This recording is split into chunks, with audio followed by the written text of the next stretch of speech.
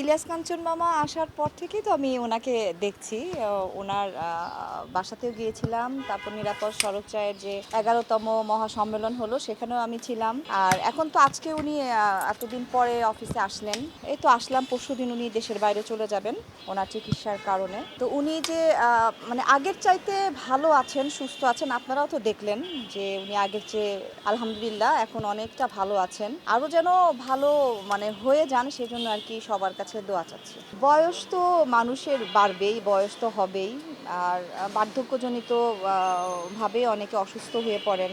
তো এটা তো আসলে আল্লাহরই একটা ইচ্ছা বলবো। তবে এটা ঠিক বলেছেন যে আমরা অনেকজনকে হারিয়ে ফেলেছি, অনেকজনকে হারাচ্ছি। এই মানুষগুলো আসলে আমাদের পাশে থাকা অনেক প্রয়োজন ছিল, কারণ তাদের কাছ থেকে অনেক কিছু শেখার ছিল আমাদের।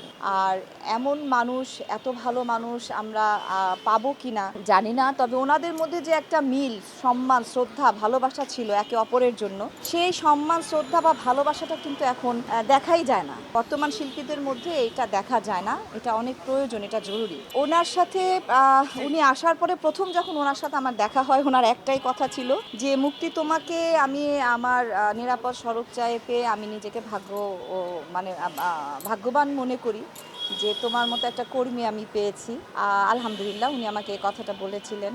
আর মার সাথে দেখা হওয়ার পরে দুজনেই মানে আমি আমার ফেসবুকে এক ভিডিও দিয়েছি, দেখেছেন মনে হয়। পুরানো কথা, তারপর মামা কিন্তু দোয়া পড়ে পড়ে আম্মাকে ফু দিয়ে দিচ্ছিল, আম্মাও কিন্তু ওনাকে অনেক দোয়া করছিলেন। এটার কথাই বলছিলাম যে এই যে ভালোবাসা, ওনাদের স্মৃতি, হ্যাঁ, আগের কথা, কিভাবে কাজ করেছেন, কতটা আপন ছিলেন। তো ফ্যামিলি মেম্বারের মতো একজন আরেকজনের এরকম আমরা তখনকার সময় কিন্তু এমনই হতো, একটা গেট টুগেদার হতো কারো বাসায়, সব শিল্পীরা যেতেন ওখানে, ফ্যামিলির ছেলে মেয়েরা সহ যেত, হ্যাঁ, মানে সবাই যেত। তো একটা মিল ছিল, সবাই সবাইকে চিনতো।